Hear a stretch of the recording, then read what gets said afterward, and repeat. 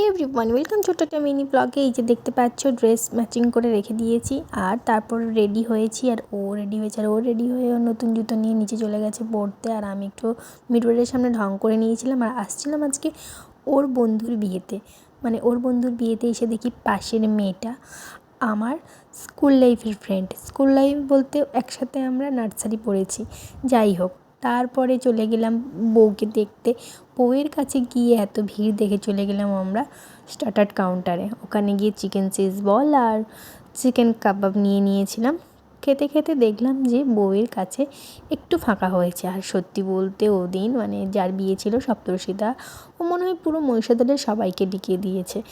এদিক ওদিক করে চেনা জানা অনেকজনকে দেখেছিলাম, অনেকের সাথে দেখা হয়েছিল অনেক দিন পর। তাই কথা বলতে বলতে কখন যে 12টা বেজে গেছে বুঝতেই পারিনি। আর বউ এখানে টায়ার্ড হয়ে বসে পড়েছিল। আর বউকে গিফট দেওয়ার পরে ওর ওখানে সিঙ্গেল ফটো সেশন চলছিল, তাই বউকে ডিস্টার্ব না করে আমরা চলে গেলাম খেতে।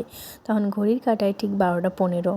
তাই খাওয়া দাওয়া সারার পরে একদম সোজা বাড়ি চলে এসেছি। আর বাড়ি এসে এই যে সেজে গুজে গেছিলাম, যে রুমটা এতটাই অপরিষ্কার ছিল, ওটাকে আবার পরিষ্কার করে বেডে শুতে হবে। তাই বিয়ে বাড়ি যাওয়াও চাপ, আর বাড়ি এসে আরও বেশি কাজ পড়ে যায়, সেটাও চাপ। তো দেখা হচ্ছে তোমাদের সাথে নেক্সট ভিডিওতে। আজকের মতো টাটা।